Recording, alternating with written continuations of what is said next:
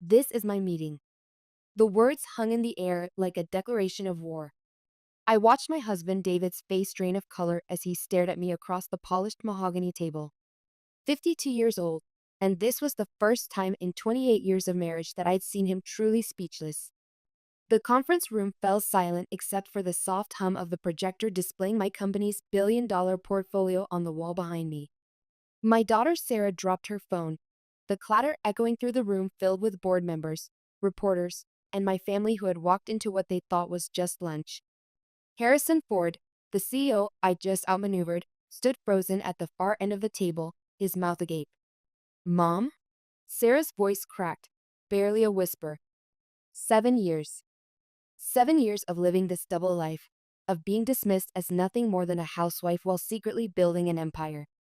And now, in this moment, watching their faces transform from confusion to shock to something resembling awe, I felt the weight of all those hidden years finally lifting from my shoulders. But let me tell you how it all began.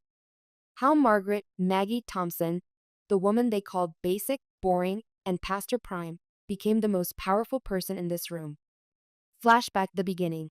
It started 28 years ago when I was 24, fresh out of college with a degree in economics and dreams bigger than the small town bank where I worked. David was 31 then, ambitious and charming, working his way up in the same institution. He seemed so confident, so sure of himself and our future. "You're brilliant, Maggie," he used to tell me during our courtship. "Together, we're going to conquer the world." I believed him. God, how I believed him. When Sarah was born, David suggested I take maternity leave. "Just for a few months," he said, stroking my hair as I held our sleeping daughter. "We can afford it, and Sarah needs her mother." A few months turned into years. Every time I mentioned returning to work, David had a reason why it wasn't the right time. Sarah needed me. The economy was unstable. His career was taking off, and someone needed to manage the household. "You're so good at this," he'd say, gesturing around our perfectly maintained home. "Why would you want to go back to that stressful office environment when you have everything you need here?" By the time Sarah turned 5, I realized the truth. David didn't want a partner. He wanted a supporting character in his story. Present day, the kitchen island. "Mom, you're being so clingy right now." Sarah didn't even look up from her laptop as she spoke, her fingers flying across the keyboard as she worked on what she claimed was her thesis but looked suspiciously like social media scrolling. At 25, she was pursuing her MBA while living at home, and every conversation we had lately ended with her explaining how different things were for women of her generation. I was arranging fresh flowers in the vase on our kitchen island, the same spot where I'd served countless family meals, helped with homework, and listened to their problems for decades. My phone buzzed in my pocket, probably Bob Chen with updates on the Ford Industries acquisition, but I couldn't check it now. "I'm not being clingy," I said carefully, adjusting a particularly stubborn lily. "I just thought you might want some lunch before your interview this afternoon." Sarah finally looked up, and I caught a flash of something that looked almost like embarrassment. "Actually, about that interview." She glanced toward the hallway where David's voice could be heard on a work call.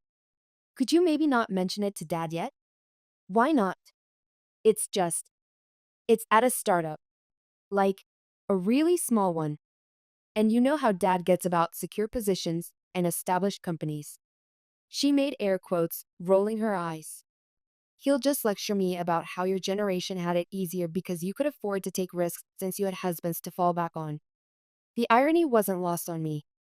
If only she knew that her father's secure position as branch manager at the local bank brought in less than half of what I made in a typical month through my investment firm. If only she knew that the small startup she was interviewing with had already received a pre-approval for Series A funding from my company. "Your generation did have it easier though, didn't it?" Sarah continued, closing her laptop. "I mean, you got to choose between career and family. We have to do everything at once. Be perfect at everything." I felt that familiar tightness in my chest, the same feeling I'd been swallowing for years every time they reduced my life to simple choices and easy paths. Sarah had no idea that I was facing the challenges of menopause while running board meetings, or that I'd spent the previous night on a conference call with Tokyo investors while prepping her favorite lasagna for dinner. I suppose I said, my voice steady despite the storm brewing inside me. Some things were simpler then. My phone buzzed again. Then again. Bob was probably wondering why I wasn't responding to what was likely the most important business day of my career so far. Are you going to get that? Sarah asked, noticing my distraction. It's probably just your father's dry cleaner, I lied smoothly, reminding me about pickup time. Sarah nodded, already returning to her laptop. That's what I mean. Simple stuff like that. We don't have people to handle the little things for us. I bit my tongue, wanting to tell her that I'd been handling both the little things and the big ones like the $40 million acquisition that would be announced tomorrow, but instead I just smiled and excused myself to check my messages. Flashback, the awakening. The moment everything changed happened 7 years ago, on a Tuesday morning that started like any other. David had left early for a district manager's meeting, and Sarah was away at college. I was sitting in my home office, David called it my craft room, paying bills and managing our household finances. That's when I saw it. David's investment portfolio statement, mixed in with the utility bills. He'd lost $60,000 in the previous quarter. $60,000 of our savings, gone. Invested in some scheme his golf buddy had recommended without consulting me. Meanwhile, he'd spent the previous month telling me we needed to tighten our belts and suggesting I cancel my subscriptions to the financial publications I read for fun. I stared at that statement for what felt like hours, feeling something shift inside me. Not just anger, though there was plenty of that, but clarity. David saw me as someone who couldn't be trusted with real decisions, someone whose opinions on investments were cute but irrelevant. That afternoon, I called my old college roommate Kate Williams, who'd become a corporate lawyer.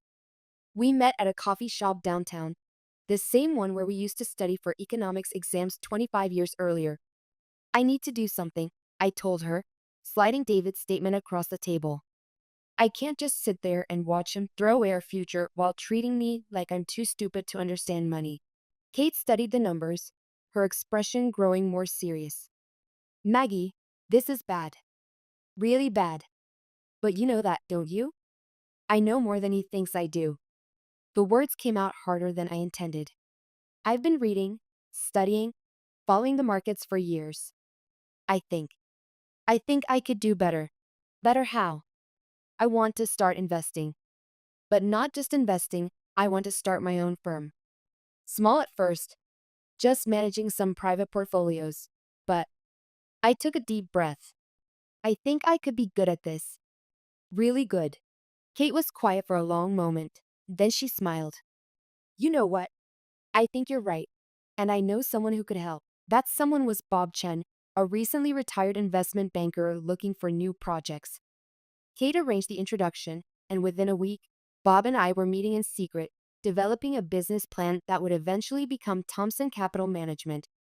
You have good instincts, Bob told me after reviewing my market analyses.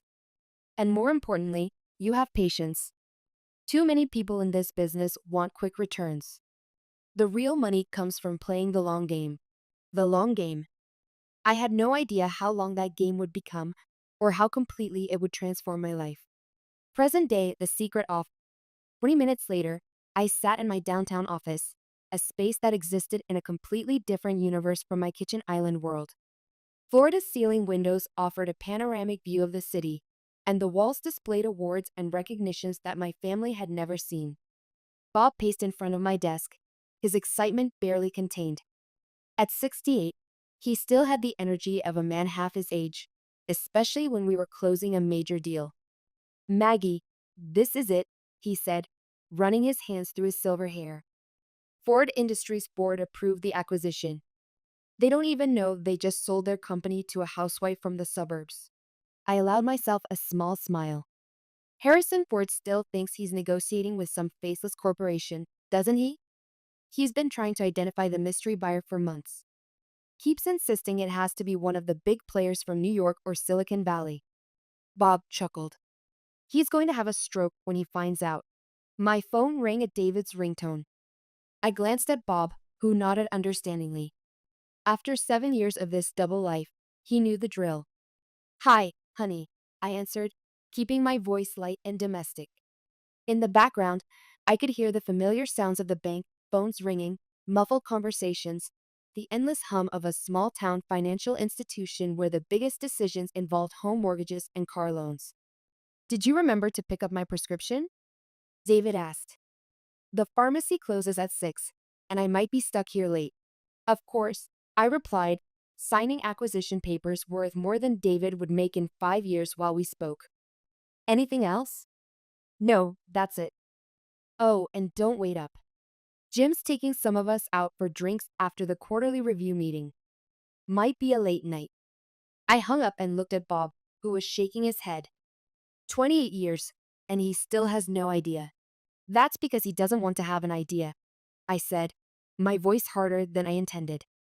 It's easier to see me as the woman who picks up prescriptions and waits at home than to imagine I might be capable of more. Bob sat down across from my desk, his expression growing serious. Maggie, don't you think it's time? You've proven everything you needed to prove.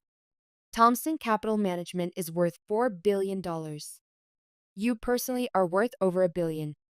You're one of the most successful investors on the East Coast, and your family doesn't even know you work. I turned to look out the window, watching the city move below me. Somewhere out there, Sarah was probably complaining to her friends about her boring mother, and David was probably telling his colleagues how lucky he was that his wife was content with such a simple life. I've been thinking about that, I said finally. The way they talk about me, like I'm some relic from a bygone era who's too simple to understand the modern world. It bothers you. It enrages me. I turned back to face him. But more than that, it's made me realize something. I've been hiding not just to protect myself, but to protect their egos. I've been making myself smaller so they could feel bigger. My phone buzzed with a text from Kate. Ford's lawyers are making noise. They want to meet with the CEO directly. Can't put them off much longer. I showed the message to Bob, who grimaced. We could probably buy ourselves a few more days, but… No, I said, standing up and smoothing my blazer. No more delays. Set up a meeting for Thursday. Full board, full press coverage. And Bob? Yes? Make sure my family is there. It's time they met the real Margaret Thompson. Flashback the foundation years. The first year of Thompson Capital Management nearly broke me, though not for the reasons you might think. The business side was challenging but manageable. Bob's connections opened doors. My instincts proved sound, and our early clients saw impressive returns. The real difficulty was maintaining the fiction at home. Every morning, I'd wake up before dawn to check Asian markets, then prepare David's breakfast and pack Sarah's lunch before she headed off to high school. I'd wave goodbye from the front door, the picture of domestic contentment, then change into business attire and drive to my office for a full day of client meetings, market research, and strategic planning. By evening, I'd be back home, having somehow transformed back into the supportive wife who asked about David's day and helped Sarah with her homework.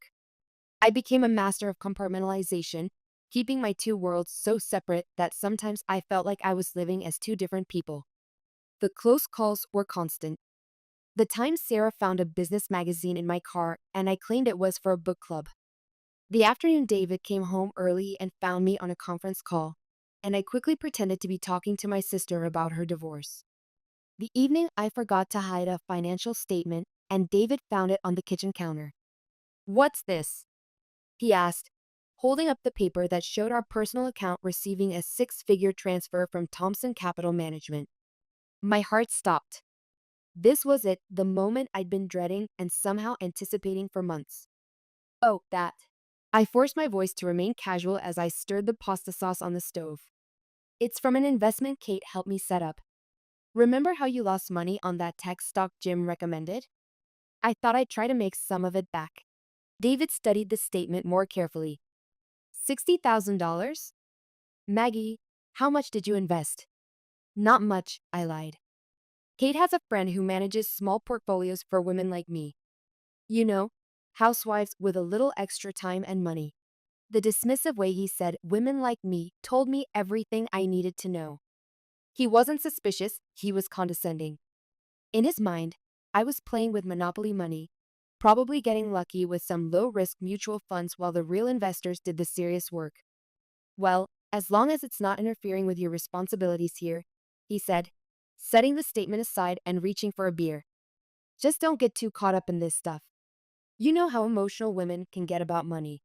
That night, lying in bed next to my husband who had just dismissed my financial acumen while I'd made more money that day than he'd make in 6 months, I made a decision. I wouldn't just hide my success, I'd let them underestimate me so completely that when the truth finally came out, the shock would be absolute. It was a dangerous game, but it was the only way I could protect myself while building something that was truly mine. Present day, this setup, I thought we could do something special as a family next Thursday, I announced over dinner, watching David scroll through his phone while Sarah pushed her food around her plate. The dining room felt smaller than usual, weighted down by years of half conversations and missed connections. David barely looked up from his screen. Mom, I made reservations downtown for lunch, I continued, taking a sip of wine. I thought it might be nice to spend some time together, just the three of us. Sarah's head snapped up. Thursday. Mom, I have that networking event for my program. I can't miss it. There's going to be recruiters from some really important companies there. I smiled, thinking about how the really important companies she was so eager to impress would pale in comparison to what I was about to reveal. Actually, I already spoke with Dr. Martinez about your program schedule. She said missing one networking event wouldn't hurt, especially since you've attended all the others. You what? Sarah's fork clattered against her plate. Mom, you can't just call my professors without asking me. I'm 25, not 15, and I have quarterly budget meetings all day Thursday, David interrupted, finally looking up from his phone. Can't we just do this over the weekend? I maintained my calm expression while my heart raced. Actually, I checked with your assistant, Linda. She confirmed your calendar is clear after 11 on Thursday. That got his attention. David set down his phone and stared at me. You called Linda? I wanted to make sure we could all be there. It's important. Important? Sarah scoffed, her voice carrying that particular tone of derision she'd perfected over the years. What could possibly be so important about lunch with you? The words hit like they always did, but this time, instead of swallowing the hurt, I felt a surge of anticipation. In 48 hours, that question would be answered in a way that would change everything between us. Before I could respond, my phone buzzed with an urgent message from Kate. Ford's team is getting aggressive. They're threatening to go public with accusations of fraud if we don't reveal the buyer's identity. We need to move fast. I kept my expression neutral as I read the message, though internally I was calculating. Ford was getting desperate, which meant we were close to victory. But desperation made people dangerous, and I needed to be ready for whatever he might try. It's a surprise, I said finally, looking directly at Sarah. Trust me, you'll want to be there. Whatever, Sarah muttered, returning her attention to her phone. But if this interferes with my job search, I'm not going to be happy. David had already picked up his phone again, clearly considering the conversation over. Fine, but this better be worth rearranging my whole day. As I cleared the dishes later that evening, I overheard Sarah on the phone with one of her friends in the living room. I know, right? She's being so weird lately, Sarah was saying. Like, suddenly she's making all these mysterious plans and acting like she has some big secret. It's probably just menopause making her dramatic. I paused in the kitchen doorway, listening. My mom's the same way, came the voice through the speaker. They hit 50 and suddenly think they're in some kind of life movie. Mine started a blog about organic gardening and acts like she's saving the world. Both girls laughed, and I felt that familiar burn in my chest. But this time, instead of retreating to my room to absorb the hurt privately, I smiled. Let them laugh. Let them think this was about menopause and middle-aged drama. Thursday would be the most educational day of their lives. Flashback, the moment I knew. There was a specific moment when I realized I could never go back to being just David's wife and Sarah's mother. It happened 3 years into building Thompson Capital Management, during what should have been a family celebration. David had just been promoted to branch manager, a position he'd been working toward for 15 years. He was so proud, and honestly, I was proud of him too. Managing the local branch was a significant responsibility, and he'd earned it through years of dedicated work. We went out to dinner to celebrate a nice restaurant downtown, the kind of place we only visited for special occasions. Sarah was home from college for the weekend, and for once, we felt like a proper family. To David, I said, raising my glass, for all your hard work paying off. To finally reaching the big leagues, Sarah added, grinning at her father. David beamed, accepting the praise he'd earned. But then he turned to me with that particular look I'd come to recognize, the one that meant he was about to say something he considered generous. And to Maggie, he said, for being the perfect support system. Honey, I couldn't have done this without knowing you were taking care of everything at home. It means the world to have a wife who understands that her job is to make my job possible. The restaurant noise seemed to fade away as those words settled over me. Her job is to make my job possible. Not our partnership makes us both stronger or we support each other's dreams. My job, my entire purpose, was to enable his success. That's so sweet, Dad, Sarah said, reaching over to squeeze my hand. Mom, you're like the ultimate team player. I smiled and nodded and said all the right things. But inside, something was crystallizing. That very morning, I'd closed a deal that netted Thompson Capital Management more money than David would make in his new position over the next 5 years. While he'd been preparing for his interview, I'd been restructuring the portfolios of 3 major clients and consulting on a merger that would reshape an entire industry. But in their minds, my greatest achievement was making his achievements possible. That night, lying in bed listening to David's proud, contented snoring, I made a promise to myself. I would never again minimize my own accomplishments to make space for someone else's ego. And someday soon, they would understand exactly who they'd been underestimating. Present day, the pressure builds. The next morning brought a cascade of urgent calls and messages. Ford Industries' lawyers were getting desperate, Kate reported. They'd been trying to identify the mystery buyer for months, and their client was becoming increasingly unstable. He's threatening to go to the press, Kate told me as we sat in our usual coffee shop, the same place where my journey had begun 7 years earlier. Claims the whole acquisition is fraudulent because we won't reveal the buyer's identity. I stirred my latte, considering. Through the window, I could see Sarah and her friend Emma walking by, probably heading to their favorite boutique. They were laughing about something, looking carefree and young. In 24 hours, Sarah's world would be completely different. Bob arrived looking flustered, sliding into the booth beside Kate. Ford's lost his mind, he announced without preamble.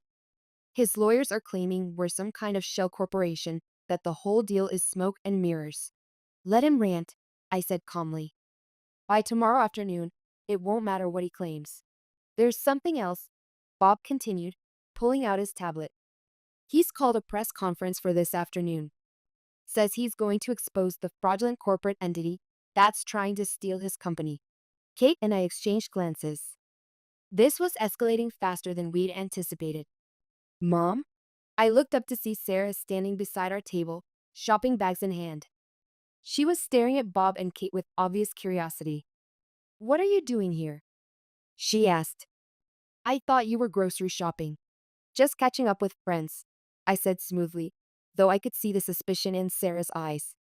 After years of knowing exactly where I was at all times, my recent mysterious behavior was clearly troubling to her. Friends? Sarah's gaze moved between Bob and Kate. Mom, who are these people? Kate jumped in smoothly. I'm Kate Williams. Your mom and I went to college together. And I'm Bob Chen, Bob added, standing to shake Sarah's hand. Old friend of your mother's. Sarah's expression remained skeptical. Old friends. Right, she looked at me directly. Mom, why are you being so weird lately? First the mysterious lunch plans, now secret coffee meetings. What's going on? Before I could answer, my phone buzzed with an urgent message from my assistant. Ford's press conference moved up to 3 p.m. Media requests pouring in. Need your decision on response strategy. I kept my face neutral as I read, though my pulse quickened. Ford was forcing our hand, trying to control the narrative before we were ready. Nothing's going on, sweetheart, I said to Sarah. Just some neighborhood committee stuff. You know how these things can get complicated. Sarah didn't look convinced, but Emma appeared beside her, eager to continue their shopping expedition. Come on, Sarah. The sales end today. As they walked away, I heard Sarah say to Emma, I swear, my mom's having some kind of midlife crisis. She's acting like she has some big secret life or something. Bob chuckled grimly. If only she knew. She'll know soon enough, I said, pulling out my phone. Kate, call the media. Tell them we'll be making a statement at tomorrow's board meeting. Full press conference, no restrictions. Are you sure about this? Kate asked. Once we do this, there's no going back. Your family, your marriage, everything changes. I thought about Sarah's words midlife crisis, big secret life, and felt a surge of something that was part anger, part anticipation, part relief. I'm sure, I said. It's time they learned who they've been living with. The night before, that evening, I stood in my home office, the room David still called my craft room, staring at the wall of awards and recognitions my family had never seen. Tomorrow, this hidden world would finally intersect with my visible life, and I wasn't sure which version of me would survive the collision. My phone rang. Kate. Ford went through with the press conference, she reported. He's claiming Thompson Capital Management is a fraudulent entity designed to manipulate stock prices. He's demanding a federal investigation. I sank into my desk chair, feeling the weight of 7 years of secrecy pressing down on me. How bad is it? It's not good. He's got the media's attention, and some of his claims are gaining traction. We need to respond, Maggie. We need to show them who's really behind Thompson Capital. Through my office window, I could see David in the backyard, grilling dinner and talking on his phone. He looked relaxed, confident, completely unaware that his world was about to implode. In the kitchen, Sarah was setting the table, probably texting friends about her mother's latest weird behavior. Tomorrow, I said firmly. We do this tomorrow, exactly as planned. Maggie, I don't think you understand. I understand perfectly. I stood up, straightening my shoulders. For 7 years, I've let them underestimate me. I've made myself invisible so they could feel important. But Ford's tantrum just gave us the perfect stage for the revelation. I walked to my desk drawer and pulled out a thick folder of documentation of every deal, every successful investment, every moment of triumph they'd never witnessed. Set up the meeting for noon, I continued.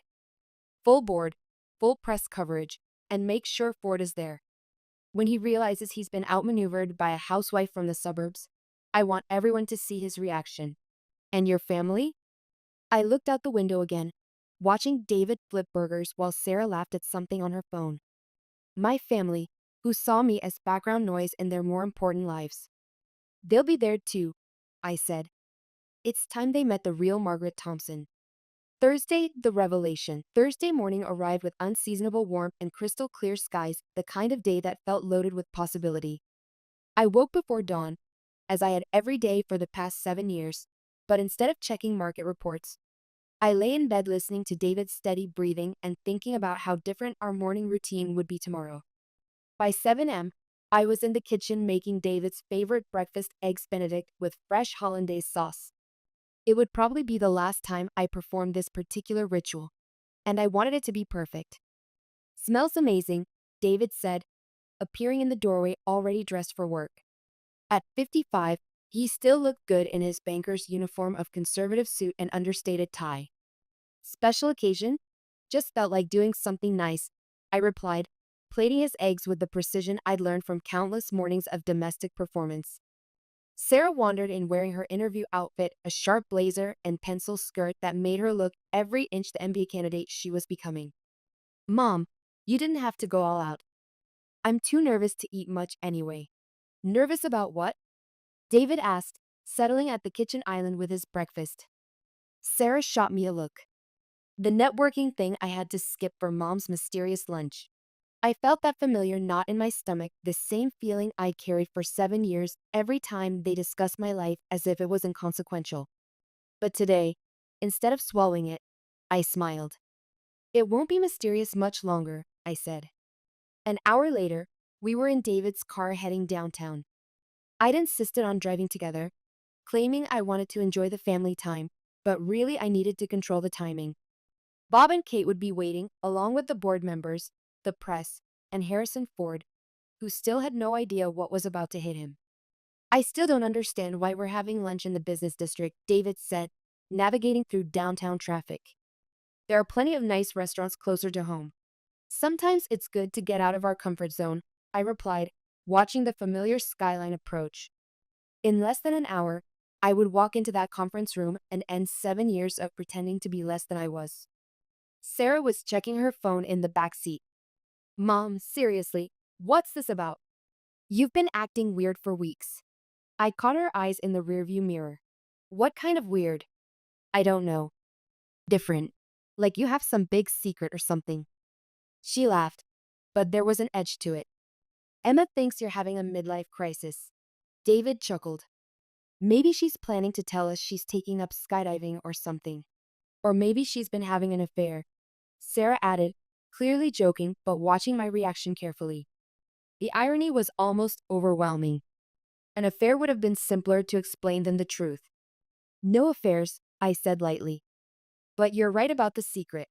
We pulled into the parking garage of my office building, a gleaming tower of glass and steel that housed some of the city's most successful businesses. David looked around with mild interest. Fancy building, he commented. What restaurant did you say we were going to? I didn't, I replied, leading them toward the elevator bank. But we're not going to a restaurant.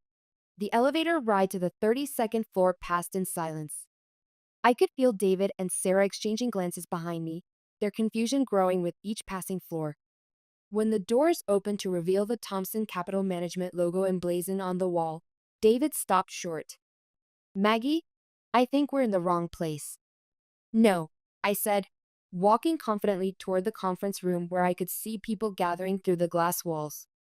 We're exactly where we need to be. The moment of truth continued. The conference room fell silent as we entered.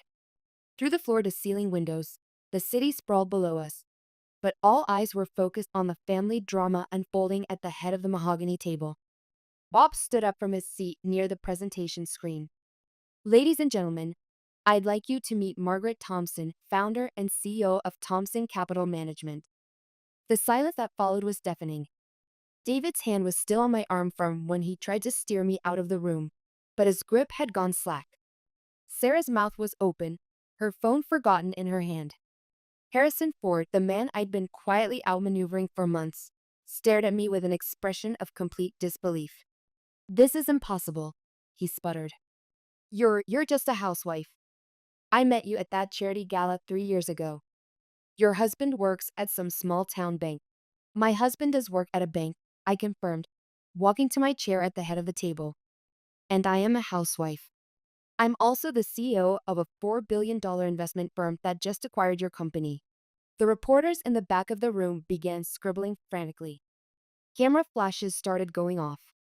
Sarah sank into an empty chair, her face pale. This has to be some kind of joke, David said, his voice strained. Maggie, what's going on? I nodded to Bob, who activated the presentation screen. Immediately, the room filled with the light from charts and graphs showing Thompson Capital Management's growth over the past 7 years. Our client list. Our successful acquisitions. Our market performance that had consistently outpaced industry standards. 7 years ago, I began, addressing the room but keeping my eyes on my family. I started this company with a simple goal to prove that success isn't about who you appear to be, but about what you're actually capable of. I clicked to the next slide, showing our first year's performance. While everyone thought I was taking cooking classes and having coffee with friends, I was building something that would eventually reshape entire industries. Another click. Another year of unprecedented growth. Every morning, I would wake up before dawn to check Asian markets, then make breakfast and pack lunches and send my family off to their important days. Every afternoon, I would return home from closing multi-million-dollar deals to ask about homework and plan dinner menus. Sarah found her voice, though it came out as barely a whisper. All those times you said you were running errands. I was running errands, I replied. Errands that involved acquiring companies, restructuring portfolios, and building an empire that none of you thought I was capable of understanding, let alone creating. Harrison Ford slammed his hand on the table. This is ridiculous. I refuse to believe that some suburban housewife. Careful, Harrison, I interrupted, my voice carrying a steel that made him step back. That suburban housewife just bought your company out from under you. And if you'd like to know how, I'd be happy to walk you through every strategic move you failed to see coming. I clicked to the next presentation slide, a detailed breakdown of Ford Industries' vulnerabilities that I'd been exploiting for months. Your company's debt to equity ratio made you vulnerable to exactly the kind of leveraged buyout I specialized in, I continued, addressing Ford but aware that my family was hanging on every word. Your board was frustrated with your leadership, especially after the pension fund scandal you thought you'd buried. Ford's face went white. How could you possibly know about? I know because I do my homework, Harrison. Something you might have tried before dismissing me as just another charity wife who should stick to planning fundraisers. The reporters were having a field day. I could see them frantically texting and tweeting, spreading the story of the mystery CEO who'd been hiding in plain sight. David finally found his voice. Maggie, I don't understand. How is this possible? When did you? How did you? I turned to face him fully. This man I'd been married to for 28 years, who had never once asked me what I did with my days or wondered if I might be capable of more than managing his household. Do you remember 7 years ago when you lost $60,000 of our savings on Jim's investment tip? I asked. David's face flushed. That was different. That was. That was the day I realized I couldn't trust you with our financial future, I said simply. So I took control of it myself. Sarah stood up abruptly, her chair scraping against the floor. This is insane. You've been lying to us for 7 years? I've been protecting you, I corrected. Protecting you from having to acknowledge that the woman you dismissed as boring and basic was actually more successful than both of you combined. The hurt in my voice surprised even me. 7 years of buried resentment was finally surfacing. Every time you rolled your eyes at my simple life, every time you told your friends about your mother who just bakes cookies and watches TV, every time you acted embarrassed by my existence, I was closing deals that would fund your education, your lifestyle, your future. Sarah's eyes filled with tears. I didn't mean. Yes, you did. I stood up, feeling the full weight of my authority for the first time in my family's presence. You meant every dismissive comment, every eye roll, every time you treated me like I was an inconvenience in your more important lives. David was staring at the presentation screen, where our company's portfolio was still displayed. $4 billion, he said quietly. You're worth $4 billion. The company is worth $4 billion, I corrected. My personal net worth is approximately $1.2 billion. The number hung in the air like a physical thing. Sarah sat back down heavily. That house in Aspen you wanted last summer, Sarah? The one I said we couldn't afford? I continued. I own it. I own the entire development. I said we couldn't afford it because I didn't want to raise questions about where our money was really coming from. Kate stepped forward from where she'd been observing near the back of the room. If I may, she said, addressing the reporters, Mrs. Thompson's success isn't just impressive in terms of numbers. She built this company while maintaining a full-time domestic schedule, attending every school event, cooking family dinners, and handling all household management. She essentially worked 2 full-time jobs for 7 years. Why? David asked, and for the first time, I heard genuine confusion rather than defensiveness in his voice. Why hide it? Why not tell us? I looked at him, or really looked at him, this man who had spent our entire marriage assuming I was less capable, less intelligent, less valuable than him. Because you wouldn't have let me, I said simply. That's not true, isn't it? I clicked to another slide, showing Thompson Capital's first-year performance. Do you remember what you said when I suggested investing in tech stocks 7 years ago? David's face went pale. He remembered. You told me to stick to what I was good at and leave the real business to the men, I continued. You literally patted my head like I was a child who'd suggested something cute but impractical. Sarah was staring at her father with an expression I'd never seen before. Dad, you didn't really say that. It wasn't like that, David stammered. I was just trying to protect. You were trying to protect your ego, I interrupted. Just like you've been doing for 28 years. Every time I showed interest in business, every time I offered an opinion on investments, Every time I demonstrated that I might understand money better than you thought, you shut me down. I turned back to the presentation, clicking through slides that showed our major acquisitions, our client growth, our industry recognition. So I stopped asking for permission, I continued. I stopped waiting for you to take me seriously. I built something that was entirely mine, something you couldn't dismiss or minimize or take credit for. Harrison Ford, who had been unusually quiet during our family confrontation, suddenly stood up. This is all very touching, he said sarcastically. But I'm not going down without a fight. I'll contest this acquisition. I'll claim fraud, manipulation. You'll claim whatever you want, I said calmly, not even bothering to look at him. But the papers are already signed, the board has already approved the sale, and your own shareholders are celebrating the news. Bob stepped forward with a tablet. Actually, Harrison, you might want to see this. He showed Ford the screen, which displayed real-time stock prices. Ford Industries stock had jumped 30% since news of the acquisition broke. Your shareholders are making more money today than they have in the past 2 years under your leadership, Bob continued. They're not going to support any legal challenges to a deal that's already making them rich. Ford stared at the numbers, his face cycling through emotions, anger, disbelief, and finally defeat. This isn't over, he muttered, but the fight had gone out of his voice. Actually, it is, I said, finally turning to look at him directly. Your company is now part of Thompson Capital Management's portfolio. Your services are no longer required. Security will escort you out. As if summoned, two security officers appeared at the conference room door. Ford looked around the room one last time, perhaps hoping for support, but found only reporters eager to document his downfall and board members who were clearly relieved to see him go. After Ford was escorted out, the room felt lighter somehow. The reporters continued taking notes and photos, but the main drama was over. Now came the harder part, dealing with my family. The aftermath. The private dining room adjacent to the conference room felt intimate after the chaos of the press conference. Just me, David, and Sarah, sitting around a small table with the weight of 28 years of marriage and 25 years of motherhood between us. Sarah spoke first, her voice small and uncertain. How much of our life was real? I reached across the table to touch her hand, but she pulled back slightly. The rejection stung, but I understood it. All of it was real, I said. Every cookie I baked, every school play I attended, every time I helped you with homework or stayed up when you were sick, all of that was real. I just happened to also be running a billion-dollar company.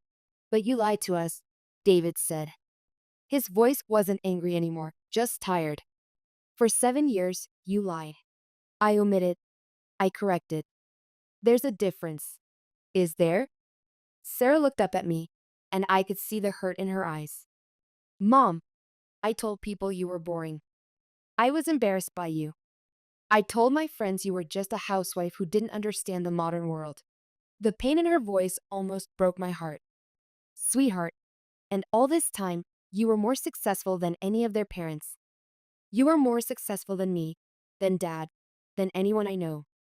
She wiped her eyes with her napkin. Why didn't you tell me? Why didn't you help me when I was struggling with my career plans?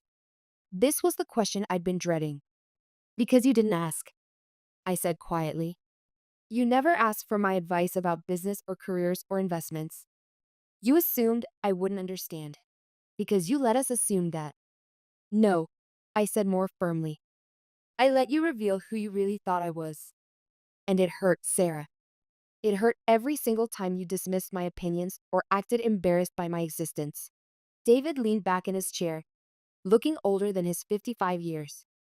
So this is revenge? You built a secret empire to punish us for underestimating you?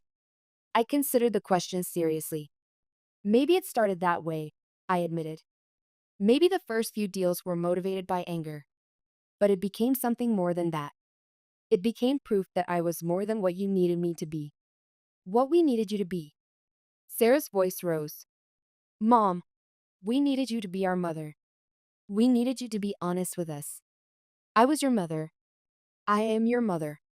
Nothing about that has changed. I leaned forward, trying to make them understand. But I was also dying inside, being nothing but your mother and David's wife. I needed to be Margaret Thompson, not just Maggie who bakes cookies and picks up dry cleaning. The silence stretched between us. Through the dining room windows, I could see the city bustling below, oblivious to the small family drama playing out 32 floors above. Finally, David spoke. I feel like I don't know you at all. You know me, I said. You just never bothered to wonder if there might be more to know. That's not fair, isn't it? I pulled out my phone and showed him the screen. David, how many times in the past month have you asked me about my day? He stared at the phone, confused. What does that have to do with anything? Everything. You ask Sarah about her classes, her job search, her goals. You talk about your work, your challenges, your achievements. But when's the last time you asked me what I did with my day? What I'm thinking about? What I want? David opened his mouth to respond, then closed it again. He couldn't remember because it hadn't happened. I ask about your day, Sarah said defensively. No, you don't, I replied gently. You ask if dinner will be ready on time. You ask if I picked up your dry cleaning. You ask if I remembered to record your show. You've never once asked me what I want to do with my life or what makes me happy or what I'm passionate about. Sarah's face crumpled. Because I thought you were happy. I thought being our mom and running the house was enough for you. It wasn't, I said simply. I love being your mother. I love taking care of our family. But I needed more than that, and you both made it clear that wanting more made me ungrateful. I stood up and walked to the window, looking out at the city where I'd built my secret empire. Do you remember when I suggested we invest in that renewable energy startup 5 years ago? I asked without turning around. Vaguely, David said. You laughed. You actually laughed and said, leave the investing to people who understand business. I turned back to face them. That startup is now worth $800 million. I invested in it through Thompson Capital, and our return has been extraordinary. David's face went pale. I didn't mean. You meant exactly that. And Sarah, remember when I tried to give you advice about your career path last year? I suggested you consider finance or investment management. Sarah nodded slowly. You told me that business was too complicated for someone like you, and that you didn't want to end up stuck at home like mom. I sat back down, my voice steady despite the emotion behind it. I could have told you that I was already doing exactly what you were afraid to try. Instead, I watched you struggle with career decisions while I sat on knowledge that could have helped you. Why didn't you help me anyway? Sarah asked, tears streaming down her face. Because you didn't want help from someone you saw as a failure, I replied. You wanted help from successful people, people who mattered. In your mind, I wasn't one of those people. The truth hung in the air between us, stark and undeniable. Kate appeared in the doorway. Maggie, the press is asking for a follow-up statement, and there are calls coming in from major media outlets wanting interviews. I looked at my family, David staring at the table, Sarah wiping her eyes, both of them processing a reality that challenged everything they thought they knew about their lives. Tell them I'll be available for interviews next week, I said to Kate. Right now, I need to be with my family. After Kate left, David finally looked up at me. What happens now? Now you decide, I said. You decide whether you can love and respect the woman I actually am, not just the version of me that made you comfortable. Of course I love you. Do you? I interrupted. Because for the past 7 years, you've been in love with an illusion. You've been married to a woman who doesn't exist, the simple, uncomplicated housewife who's content to live in your shadow. David looked stricken. I never wanted you to live in my shadow. Then why did you put me there? I asked. Every time I showed ambition, every time I demonstrated intelligence, every time I suggested I might be capable of more than household management, you found a way to redirect me back to my proper role. Sarah spoke up, her voice barely above a whisper. I did the same thing, didn't I? I nodded. You did. But Sarah, you're 25. You have your whole life ahead of you to figure out how to see people, especially women, as complex human beings with multiple dimensions. And Dad? I looked at my husband of 28 years, this man who had never quite seen me as an equal partner. Your father is 55. Change is harder at 55. David straightened in his chair. I can change. I want to change. Maggie, I had no idea. I never realized. That's the problem, I said softly. You never realized because you never looked. For 28 years, you've been married to someone you never bothered to truly see. 3 months later, the morning sun streamed through the windows of my office, my real office, not the converted bedroom I'd been calling my craft room.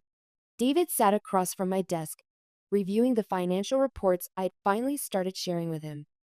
The Yamamoto deal closed yesterday, I told him, watching his reaction. It still felt strange, including him in my business life after so many years of separation. 40 million? He asked, looking up from the papers. 42, actually. The final negotiations went better than expected. David shook his head in amazement. I still can't wrap my mind around the numbers. 3 months of counseling had helped, though we still had a long way to go. Dr. Peterson, our therapist, had been clear that rebuilding trust after such a fundamental deception or omission, as I prefer to call it, would take years, not months. How was Sarah's presentation yesterday? David asked, changing the subject to safer ground. I smiled, feeling that familiar surge of pride. Brilliant. The board approved her proposal unanimously. Sarah had started working at Thompson Capital Management 6 weeks earlier, insisting on beginning at entry level despite my offers to fast track her into management. She was determined to prove herself on her own merits, something I deeply respected. She gets it from you, David said quietly. She gets it from both of us, I corrected. Your methodical approach to problem solving, my willingness to take calculated risks. It was true. As painful as the revelation had been for our family, it had also opened up space for more honest conversations about all our strengths and weaknesses. My assistant's voice came through the intercom. Mrs. Thompson, your 10M is here. Send them in, I replied, standing as Sarah entered with her laptop and presentation materials. Ready for the quarterly review? She asked. All business. The professional distance she maintained during work hours was another thing I respected about her approach. Ready, I confirmed.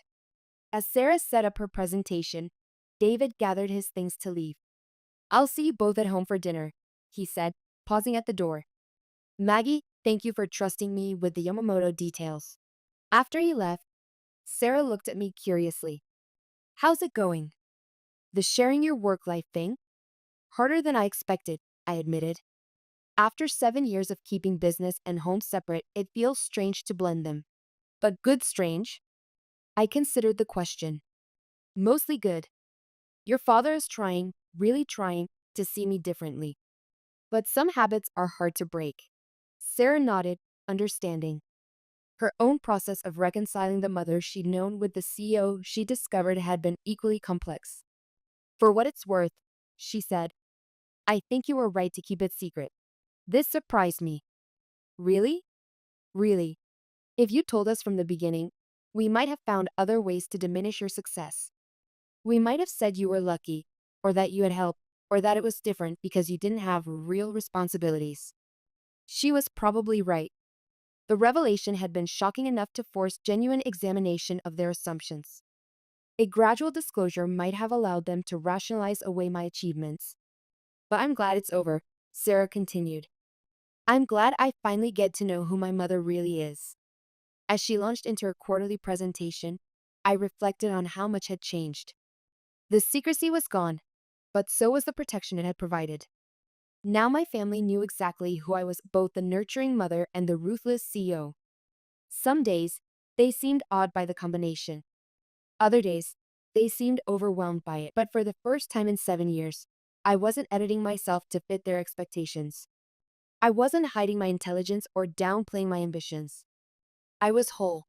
The new normal, that evening, I stood in my kitchen, the same kitchen where this story had begun, preparing dinner while simultaneously reviewing investment portfolios on my tablet. The multitasking that had once been secret was now openly acknowledged. Need help? David asked, appearing in the doorway still wearing his work clothes. I've got it, I replied, not looking up from the tablet where I was analyzing a potential acquisition in Singapore. Important deal? Potentially. I showed him the screen. tech startup with promising applications in renewable energy storage. The numbers look good, but I want to dig deeper into their patent protections.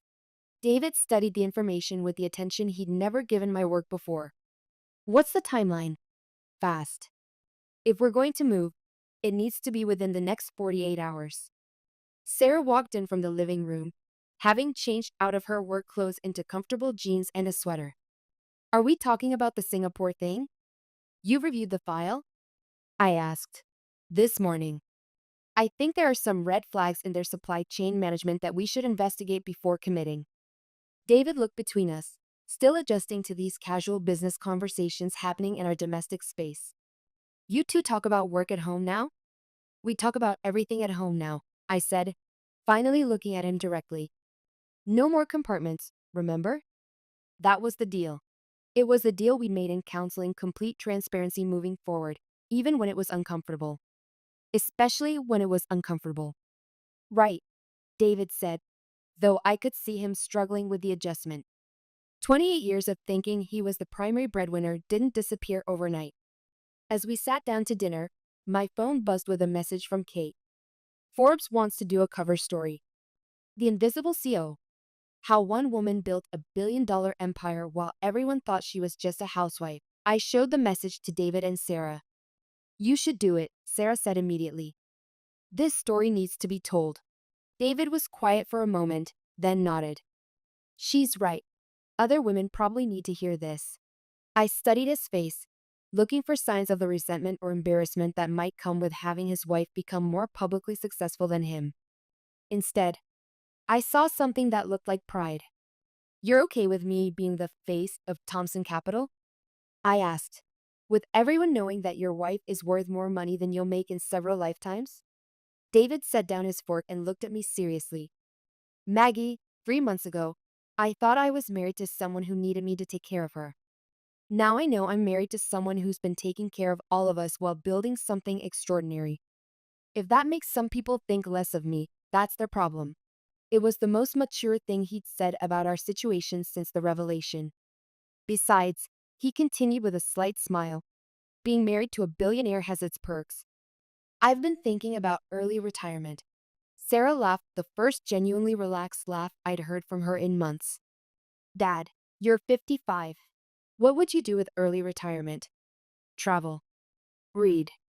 Maybe take some classes. He looked at me. Maybe help my wife with her empire, if she'll have me. The offer surprised me. What do you mean? I mean maybe I could be useful. I know you don't need me for the high-level strategy stuff, but I'm good with details, with organization. Maybe there's a place for an old banker in your operation. I considered this. The idea of working directly with David was both appealing and terrifying. Our marriage was still fragile, still healing. Adding professional collaboration might help or might create new tensions. We could try it, I said carefully. Maybe start with small projects, see how it goes. I'd like that, David said. I'd like to be part of what you've built instead of being threatened by it. Sarah raised her water glass. To new beginnings? To honest beginnings, I corrected, raising mine. To the end of the secret life of Margaret Thompson, David added.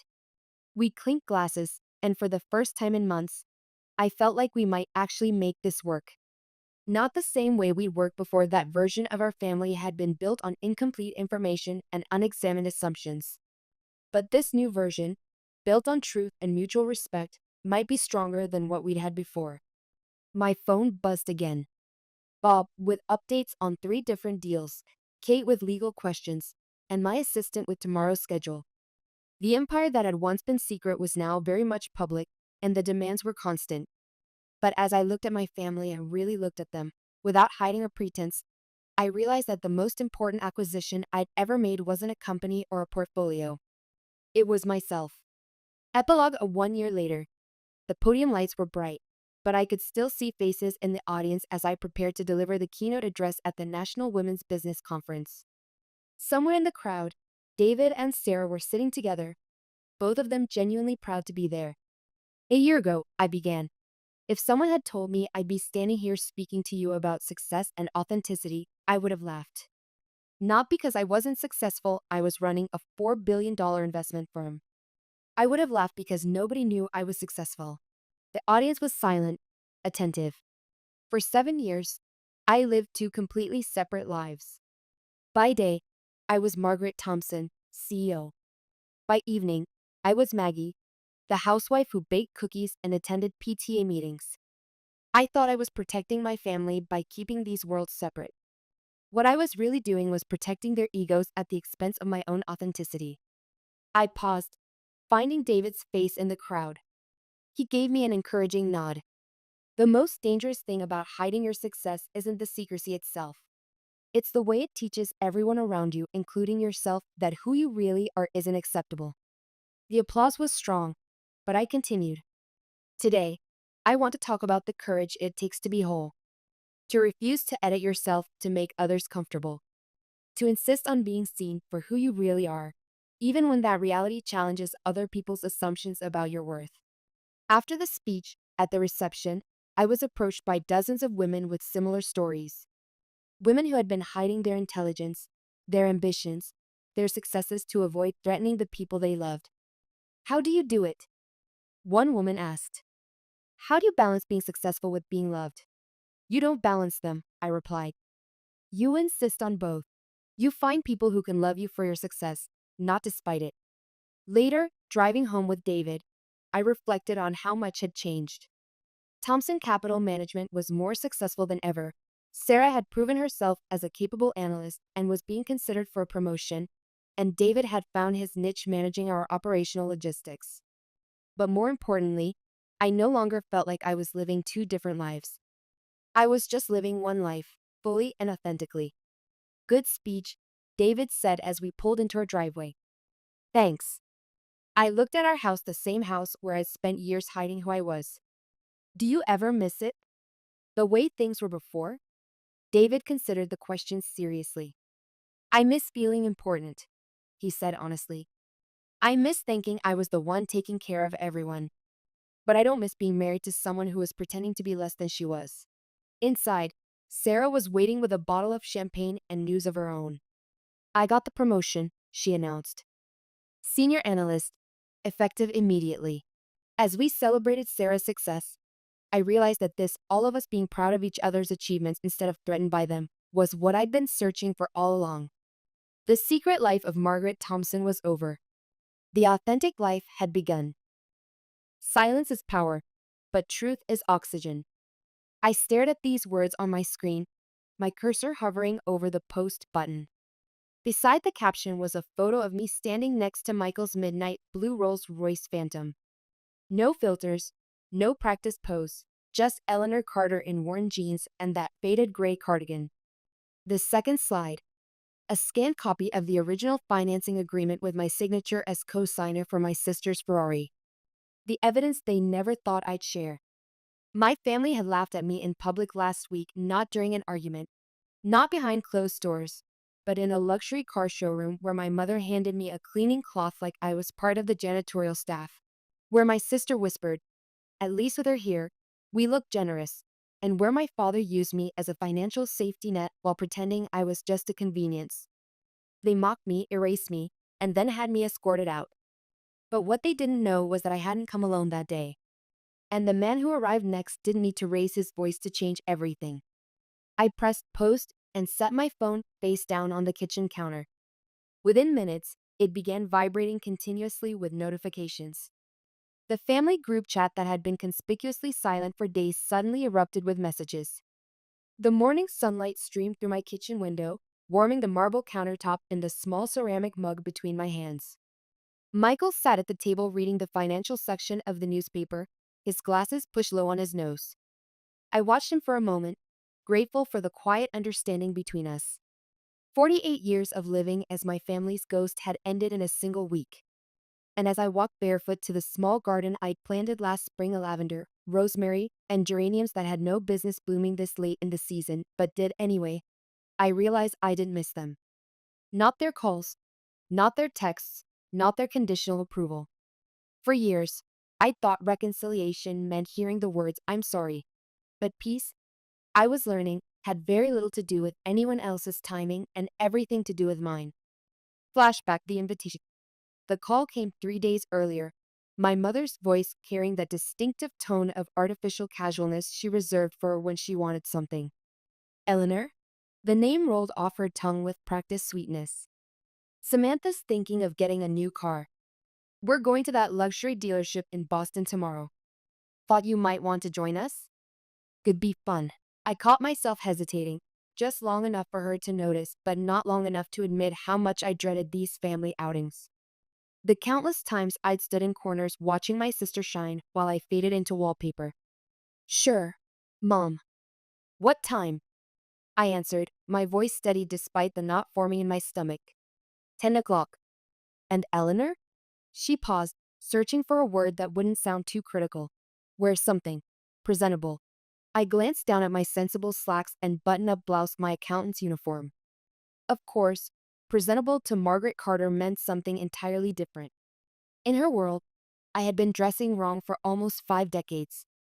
I'll be there, I said before hanging up, already regretting my answer. Later that evening, as I sorted through client tax documents at my dining table, Michael looked up from his investment reports. The warm lamplight caught the silver at his temples, reminding me of how we'd grown comfortable together over our 5 years. You know you don't have to go, he said quietly, his eyes knowing. Those years together had taught him to read the subtle tension in my shoulders. It's just car shopping. I tried to smile. Besides, Samantha might need my signature again. Michael's expression darkened slightly. Like the time you co-signed her lease? Or the time you transferred $5,000 for her down payment 3 years ago? I focused on the papers before me. She's my sister, and you're too valuable to be treated like an ATM with legs, he replied, his voice gentle but firm. Just remember who you are when you're there, not who they think you are. I nodded, but inside I felt the familiar pull of obligation. Growing up in the shadow of Samantha's brightness had taught me my place, the reliable one, the responsible one, the invisible one. Margaret and Richard Carter had 2 daughters, but only one who mattered in photographs. I could come with you, Michael offered, reaching across the table to cover my hand with his.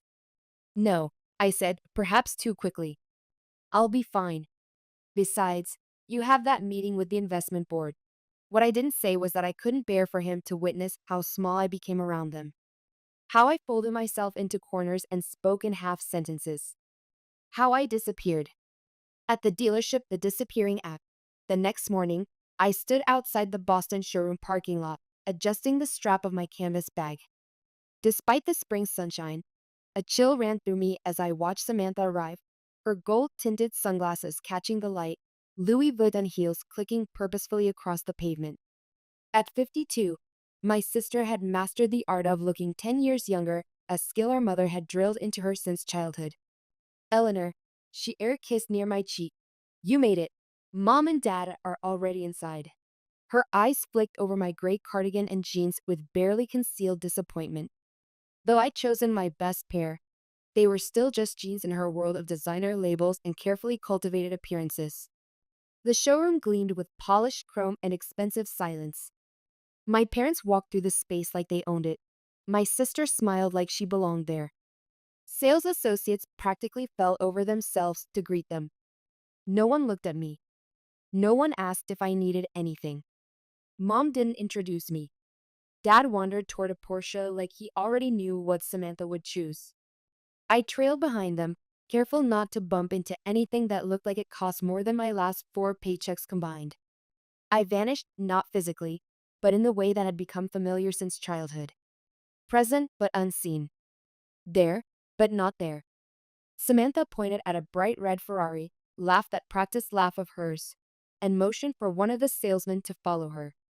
This is more my style, she said, and everyone nodded as if she'd said something profound. I drifted to a sleek, dark blue model tucked in the back corner.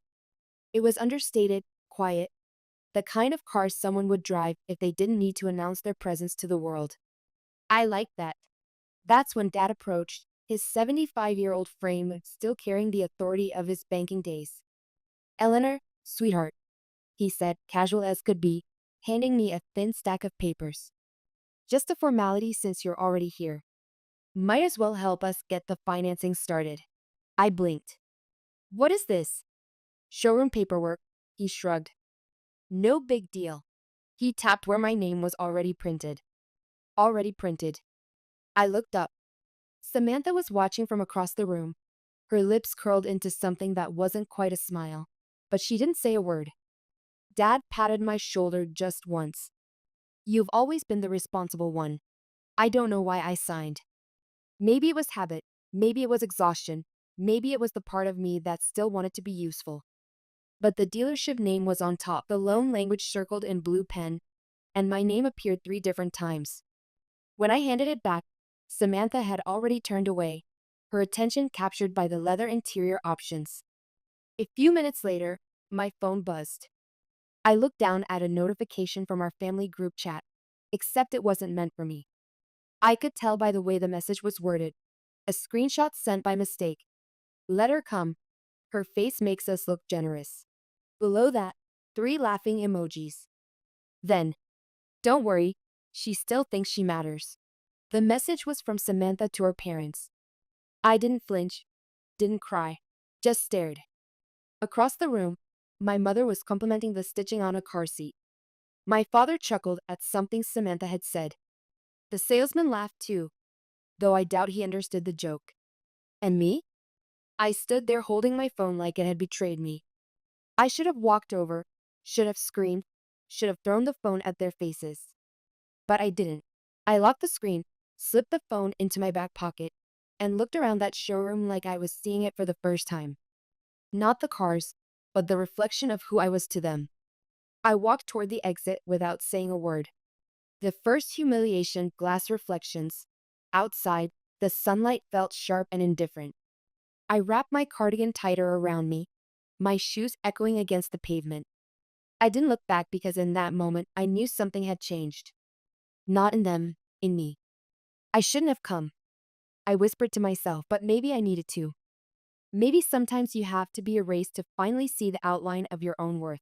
I didn't make it to the parking lot. My feet had carried me toward the exit, but something in my chest hadn't followed. I reached the sidewalk, took one breath, then another, and instead of heading to the street, I turned and circled the building slowly, keeping close to the wall as if trying not to be noticed.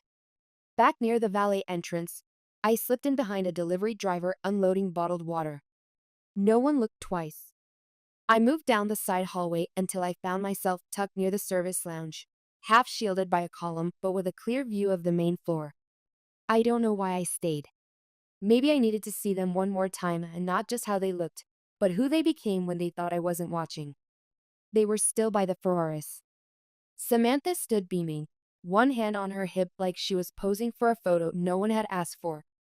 My mother had taken off her jacket and was chatting with a couple by the coffee machine like she belonged to their social club.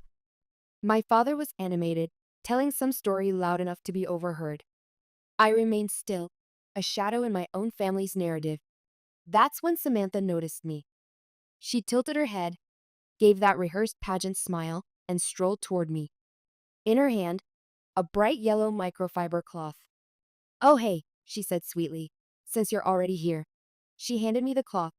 You missed a spot, she added, nodding toward a crimson Ferrari behind me. Might as well make yourself useful.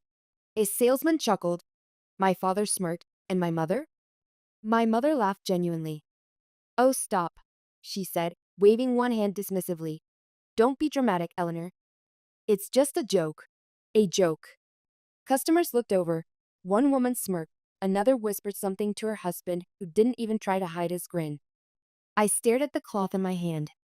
It felt heavier than it should have, like a symbol, like a test. I walked to the car, looked at my reflection in the polished surface, wiped once a slow, deliberate, then placed the cloth on the hood and turned back without a word. Samantha had already moved on, flipping her hair and sashing toward a man in a charcoal suit. I stayed near the edge of the room. The noise faded around me. Time stretched and twisted until all I could hear were fragments of voices overlapping. She's got real taste, this one. Samantha, right? She's expanding her brand next quarter, probably going national. And then came my mother's voice, clear and thoughtless. Samantha's always been the one with presence, not like you know who. Some women just look like they settled, no offense. She didn't whisper it, didn't glance around first, didn't care that I was standing 3 steps behind her. I didn't react, didn't even blink, but inside something cracked, and this time it didn't seal itself back up. My eyes drifted toward a white Audi parked next to the Ferrari. 3 years ago, Samantha couldn't make the final down payment on her previous car. I'd quietly transferred $5,000 to her account the night before the deadline. She'd cried on the phone, called me a lifesaver. Not one word of that lived in the story she told now. No one remembered. No one ever had. They praised her growth, her poise, her vision, right there in front of the car she once needed help to keep. I backed away from the scene, found a quiet spot near the corner window next to a table of old magazines and untouched cappuccinos. I leaned against the cool glass, staring out at the sky that had turned a soft, indifferent gray. I thought about the texts, the rag, the laughter. I thought about how many times I'd stood in the background hoping they'd turn around. And now I realized I wasn't waiting anymore. I didn't want their attention. I wanted my peace. I rested my palm on the cool glass, closed my eyes for a beat. This is the last time I show up where I'm not welcome, I whispered. And this time I meant it. Flashback patterns of erasure. The cleaning cloth in the showroom wasn't the first time. When I was 12, my mother had volunteered me to help serve refreshments at Samantha's ballet recital while my sister, 14, took center stage. Eleanor's good with practical things. Mom had told the instructor, not bothering to lower her voice as I stood beside her. She doesn't mind being useful instead of decorative. At my college graduation, accounting degree, summa cum laude, they'd arrived late and left early because Samantha had a modeling callback the same day. "We're so proud of you both," Dad had said. But the family photos from that weekend only showed my sister in her audition outfit. When I turned 30 and opened my small accounting practice, Mom had laughed. Always the sensible one. At least when Samantha's clients get rich and famous, they'll need someone to do their taxes. My sister had recently launched her lifestyle brand after dropping out of her third attempt at college. The pattern stretched across decades, moments big and small where my achievements were footnotes, my presence an afterthought, my contributions invisible until they needed something practical. A co-signature, a loan, tax advice, financial bailouts disguised as helping family. The woman who fixed things quietly was only valuable when something needed fixing. The receipt of debt confrontation. I lingered under the overhang outside the showroom's side entrance, arms crossed, sunlight brushing the tops of parked cars. If they'd meant to cut me out, they'd succeeded. But as I stood there, something told me not to walk away, not yet. I doubled back, retracing a discreet path through the back ballet entrance. Inside, I took a seat near a brochure display, far enough from the crowd to disappear again, but close enough to hear everything. My father's voice carried across the space, calm, charming, rehearsed. "We've been supporting this dealership for years," he told the manager. "It's a tradition in our family, investing locally, keeping business flowing." Samantha stood beside him, chin lifted, nodding along like she was born into power instead of borrowing it. My jaw clenched. I remembered when I co-signed a lease under my name because their credit wasn't enough. I remembered the years I worked multiple accounting jobs while Samantha studied lifestyle branding and bought handbags she called investment pieces. But sure, tradition. Then came the twist I didn't see coming. I had just turned to leave when my father stepped toward me, fishing something from the inside pocket of his blazer. He held it out between 2 fingers, a folded piece of paper, yellowed at the corners. "You remember this?" he asked, his voice light like this was a fond memory. I hesitated, unfolded it slowly. A tuition payment receipt. $38 out of $200 paid in full. My name in block letters at the top. "That's what we paid for your degree," he said, then leaned in slightly. "We never asked for anything back, but gratitude's not so hard, is it?" I stared at the ink, at the numbers, and I understood. This wasn't a reminder. It was a receipt for a debt they believed I still owed.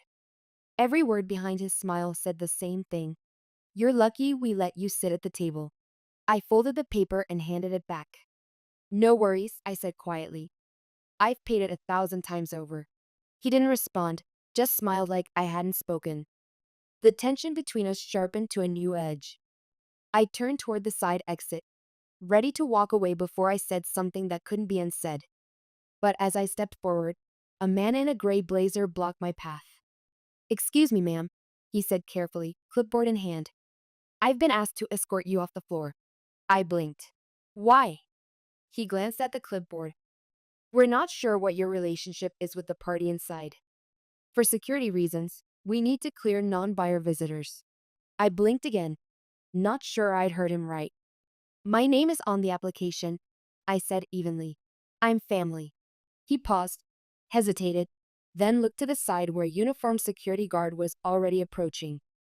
I didn't fight it, didn't raise my voice, but looked him straight in the eye. "Are you escorting them too?" I asked, tilting my head toward my family still laughing by the Ferrari. He didn't answer. He didn't have to. I nodded once, brushed past both men, and walked to the exit. Not fast, but slow, deliberate. From the corner of my eye, I caught David, the younger salesman who'd offered me water earlier, watching. He mouthed something as I passed. I think it was, "I'm sorry." But no one said it out loud. No one stopped it. Outside, the sun had shifted slightly, casting long shadows across the lot. I stood by the valet railing, hands resting on the cold metal bar. I didn't cry, didn't even blink. They were trying to erase me from the showroom, from the story. But the thing about erasure, sometimes it just makes space for something louder. And I was ready to speak. The bracelet, "Remember Your Worth." They expected me to disappear quietly, humiliated and small. Instead, I stayed right there. I didn't pace, didn't flinch. I leaned against a short concrete pillar near the valet loop, letting the late afternoon sun fall on my shoulders. From that angle, I could still see them through the glossy showroom windows, smiling for photos, clinking their water bottles like they'd won something. I adjusted the cuff of my sleeve and felt something cool brush against my skin. I looked down. The bracelet. It had been so long since I thought of it as anything more than an accessory, a thin silver band with an almost invisible inscription inside. Michael had given it to me before our third anniversary. I remember the way he said it, quietly in the kitchen while I was organizing client receipts. "You don't have to prove your worth," he told me, "but I know you'll keep trying anyway." Back then, I laughed, shrugged it off. Today, those words felt like lifelines. I turned the bracelet slowly on my wrist and ran my thumb across the inside. There it was, still faint but etched. "You don't have to prove your worth. Not here.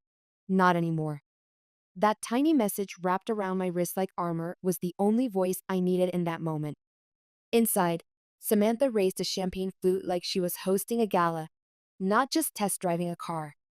My mother stood next to her, eyes glowing with approval like she'd finally shaped Samantha into the presentable daughter she always wanted, someone who wouldn't hesitate to throw her own sister under the bus to maintain an illusion.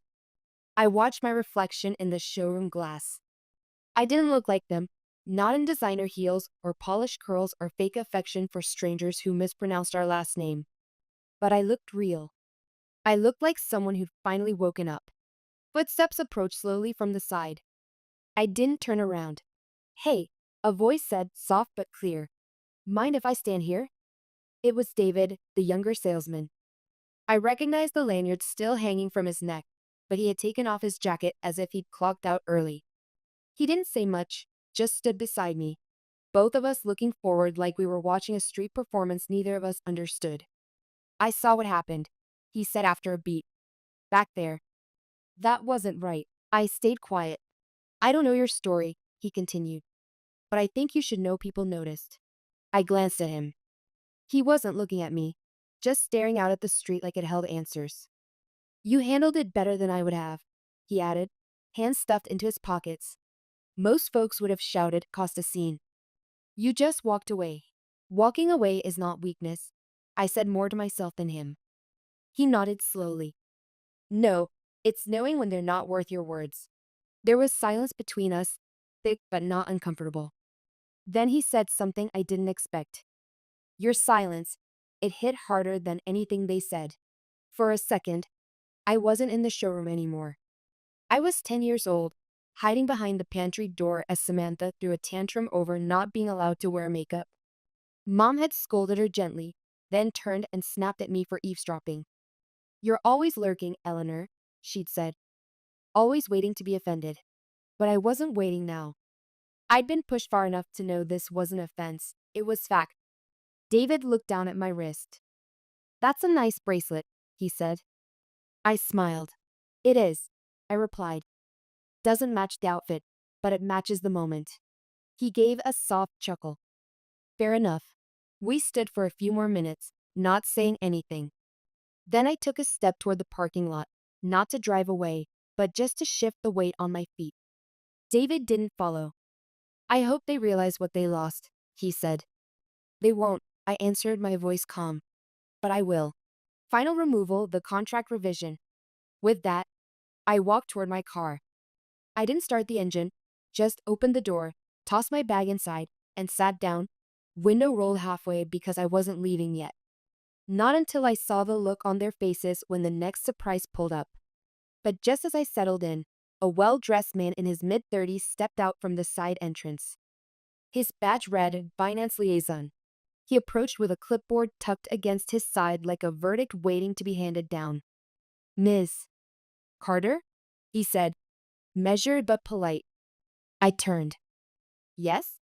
If I may have a moment, just some paperwork needing finalization. It's about the co-signer amendment your parents asked to update. The documents Samantha will be the sole applicant moving forward." I blinked. "Wait, what?" He gave a thin smile that didn't quite reach his eyes. "Standard adjustment, I'm told. Internal request. Shouldn't take more than a second." I stepped closer. "I'm the one who signed the original documents. I co-signed that application this morning." He hesitated. "That version was replaced. I believe you've been removed." Removed. Just like that. I followed him back through the side hall, past the espresso bar and promotional posters, the same space I'd walked through hours earlier, except now something in the air had shifted. My own name didn't belong anymore. In the lounge area, I sat across from the new stack of paperwork he handed me, unspoken pressure pushing down on my shoulders. I reached for the top sheet. There it was, Samantha's name in bold, centered clean, no trace of mine. I flipped the next page, all blank signature lines except hers. "She'll be handling the financing solo," he clarified like he was offering some kind of prize. "It's actually more efficient this way." I didn't respond, just set the papers down. "Eleanor," my mother's voice drifted over as she passed through. "You always said you didn't care about credit, so this shouldn't bother you, right?" She didn't stop walking, didn't even turn to look at me. It wasn't just exclusion anymore. This was a razor, not forgotten, deleted. I stood up slowly. The room was quiet, but every sound felt amplified: the hiss of a cappuccino machine, the tap-tap of someone's acrylic nails on a phone screen, the low hum of fake laughter behind glass. And then the second blow landed. Another manager, older, crisp suit, firm walk, approached with a kind of forced composure I'd seen used on shoplifters and lost tourists. "Ma'am," he said with a businesslike tone, "we've been asked to kindly have you step outside the lounge. You're not on the purchasing profile and the sales floor is getting busier." I stared at him. "Is there a reason?" I asked, not moving. "We just want to maintain a certain atmosphere for our clients," he said. I felt the corners of my mouth tighten. "For your real clients, you mean?" He didn't answer, just stood with a clipped professionalism, giving me time to choose dignity over disruption. So I walked again. Only this time there was no pretense left, no more politeness in my silence. The decision letting go. The valet circle was quieter now. The sun had dropped lower, stretching shadows across the pavement. I found a wide concrete planter by the hedge and sat, cool stone against the back of my legs. Quiet except for the occasional burst of laughter from inside. I sat still for a second. I wondered if this was the smarter move, to just let it all go. Let them win this one. Save myself the bruises. Wasn't that what peace looked like? Maybe peace meant not needing to be right. Maybe maturity was walking away without needing the last word. Maybe silence was strength. But then my phone buzzed, a notification from the family group chat. I opened it knowing I shouldn't. A photo had just been uploaded, Samantha posing beside the red Ferrari with both our parents smiling proudly at our sides. The caption read, "Good things come to those who deserve it." I didn't feel rage or even grief. I felt done. Without flinching, I deleted the entire thread, years of messages, birthdays, reminders, check-ins, fake apologies, gone. Not because I was angry, but because I was done cataloging a life where I only ever showed up to prove I didn't need a seat. I put my phone down and looked out over the street, quiet and dusky now. And I stayed. No plans, no speeches, no grand revenge yet. Just the beginning of a different kind of presence, one they wouldn't see coming because they never really saw me at all. Michael's arrival, the silent statement. I hadn't moved from the planter. The light had softened around me, tinting the pavement with a golden wash. The showroom glass still reflected my family's laughter. Samantha's voice floated through faintly when the door opened to let a couple out, a flash of her laugh. Then it closed again like a scene looping inside a snow globe I no longer lived in. But outside I had space. No one looking through me, no one asking for my signature, my silence, my seat in the shadows. Then I heard it before I saw it. The low velvety hum of an engine so smooth it didn't growl, it announced. The kind of sound that didn't have to prove anything. The valet line shifted. Even from where I sat, I could see heads turn. And then it pulled into view. A Rolls-Royce Phantom extended, midnight blue, clean enough to swallow the sky. The chrome on the grille didn't just gleam, it judged. The logo alone probably cost more than Samantha's entire wardrobe. It rolled up with the unbothered confidence of someone who knows they're never asked to explain. My sister, visible now behind the glass wall, froze mid-gesture, her fingers always fluttering when she spoke suddenly still. Our mother stood beside her, confusion tightening around her mouth. I stood up, brushing off my jeans, not in preparation, but in quiet recognition. I didn't smile, not even a twitch. I just stood and waited. The driver door opened slowly, and there he was, Michael, tailored suit, steady gait, face unreadable, but not cold, not this time. He rounded the car, buttoning his jacket with one fluid motion. I didn't expect a speech. He never gave those. When he reached the passenger door, he opened it like it was a ceremony. "Ready?" he asked. That was all. I stepped in. Samantha had pressed herself to the glass now, hand flattening against it like a child staring at something she couldn't name. My mother tilted forward as if leaning closer would make sense of what she was seeing. Our father was already on the phone, mouth tight, pacing like something had slipped loose. No one came outside. No one stopped the car. Michael didn't glance at them, didn't nod, didn't wave. He just closed the door after I settled in, walked around, and slid behind the wheel. He drove slowly, no rush, no need to flee. The silence between us was clean. As we pulled out of the circle, I caught David at the edge of the lot. He didn't smile, just gave a nod, barely a movement, but enough. I leaned back. Inside the showroom, every face was turned our way, but no one opened a door and no one stepped forward. It was already too late. The ride home, silent understanding. The road smoothed out under us. Boston's lights blurred past the windows. I didn't speak, neither did Michael. He didn't need to ask how it went, and I didn't need to explain why I hadn't called him. Sometimes the people who know your silences are the only ones who deserve to hear your truths. I stared out the window as the world softened into dusk. It wasn't revenge I'd needed, not drama, not spectacle, just proof, quiet, irrefutable, that I'd never been invisible and never would be again. "They had you escorted out?" Michael finally asked, his voice careful, controlled, but I could hear the edge beneath it. Yes. His fingers tightened slightly on the steering wheel, the only sign of his anger. And the co-signing? They removed my name after I'd already signed. I wasn't looking at him, but at my reflection in the window, surprised by how calm I appeared. "Eleanor." He said my name like it was something precious, something to be handled with care. "You know what this means for them, financially." I do. The accountant in me had already calculated the implications. Without my credit rating backing the application, Samantha would either be denied or face interest rates she couldn't afford. And more importantly, Michael's investment company had been considering a major fleet purchase from that dealership group, a contract worth millions. Do you want me to call William? Michael asked, referring to William Foster, the co-owner of the Beach and Crest Auto Group. Not yet, I said, surprising myself with the certainty in my voice. Let's wait and see what happens next. Michael nodded, understanding immediately. This wasn't about revenge. It was about letting consequences unfold naturally. About stepping back and allowing truth to breathe. Flashback, the pattern begins. The silent drive gave me time to reflect on how we'd reached this point. The pattern had started in childhood. Samantha, the beautiful one. Eleanor, the useful one.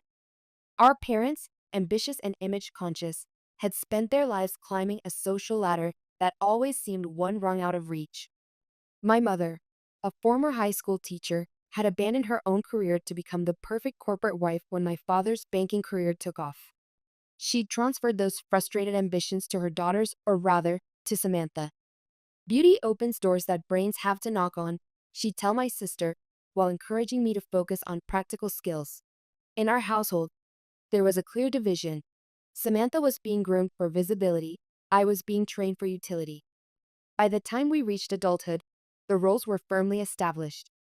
Samantha pursued a series of glamorous, but ultimately unsuccessful ventures: modeling, interior design, lifestyle branding, each one funded initially by our parents and then, as their retirement savings thinned, increasingly by me.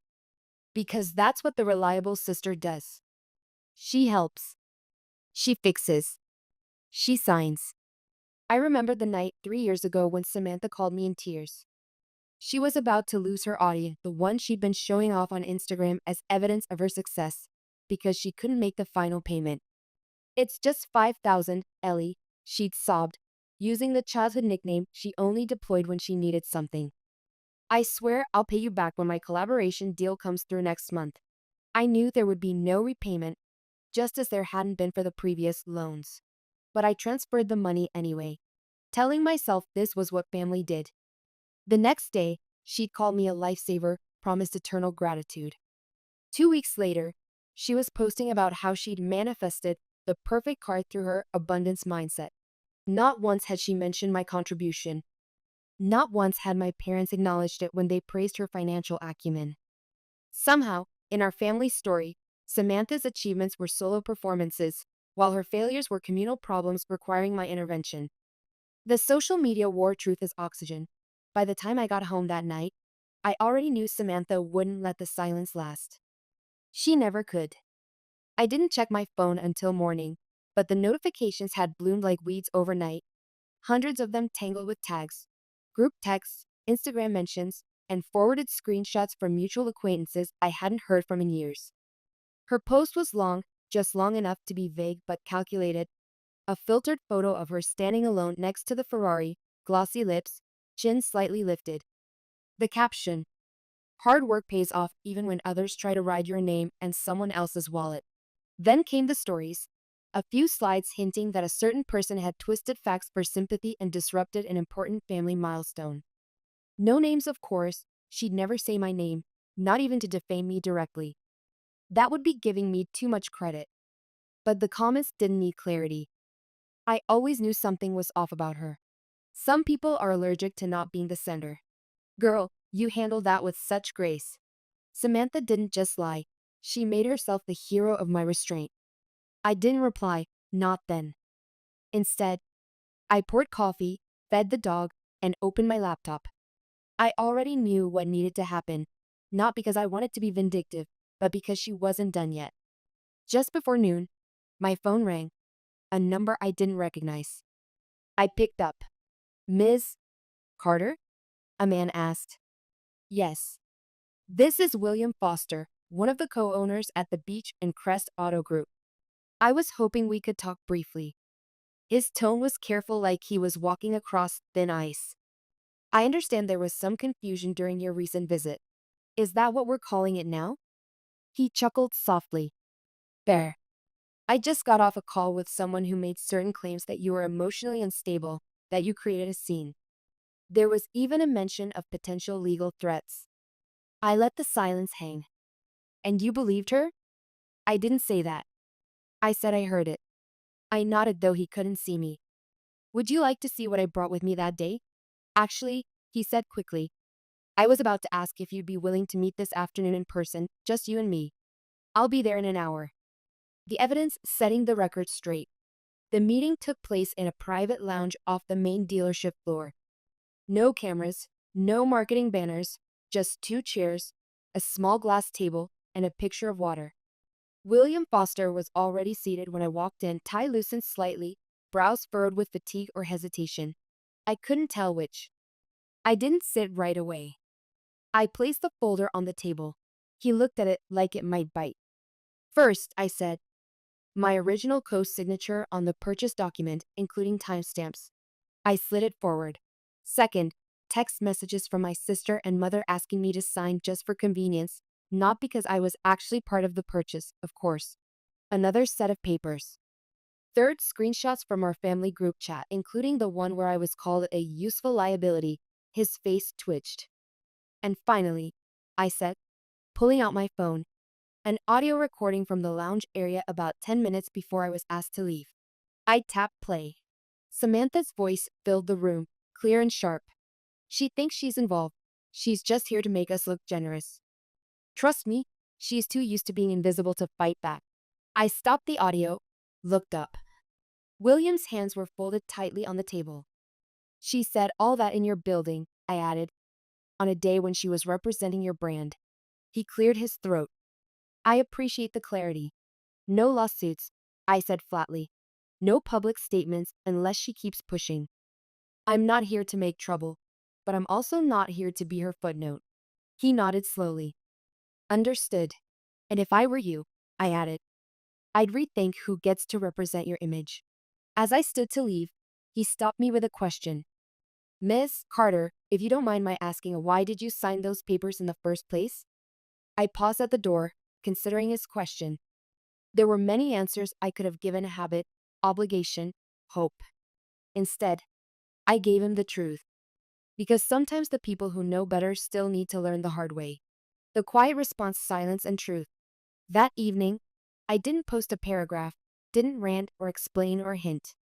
I sat at my desk for a long time, Michael watching me carefully from across the room, neither pushing nor retreating. What are you thinking? He finally asked. That I don't owe the world my side of the story, I replied. But I do owe myself the truth. I uploaded one picture, standing beside the Rolls Royce. No filters, no posts, just me in jeans, hands by my side, eyes steady. The next slide, a scanned copy of the original financing agreement, my name, my contribution, stamped and signed. Caption: silence is power, but truth is oxygen. I didn't refresh the comments, didn't check who posted, didn't need to, because 15 minutes later, the family group chat, which had been curiously silent all day, lit up again. A single message from David. That was the quietest takedown I've ever seen. You earned every second. By sunrise, the fire Samantha started was already burning down. I didn't have to throw gasoline. The truth had a way of catching its own wind. Family dinner, the confrontation. Still, just before noon, my father called. Your mother, and I think it's time to clear the air, he said like it was a weather report. Family dinner tonight, 6 o'clock, Bellamari. He didn't ask, he expected. I could have declined. I should have, but something told me the storm hadn't passed. It had only changed direction. So I went, and this time I didn't show up in jeans. I wore a cobalt blue dress that fit like I'd been saving it for this moment, not loud, not dramatic, just enough to remind the room I hadn't disappeared. When I walked into the restaurant, heads turned, not because of the dress or the heels or the way my hair fell to one side, but because for once Samantha wasn't the first person anyone noticed. She was already seated, of course, at the center of the table, laughing too loud, sipping from a glass of wine like it was a trophy. My parents sat across from her, their posture tight, nervous smiles thin and cracked.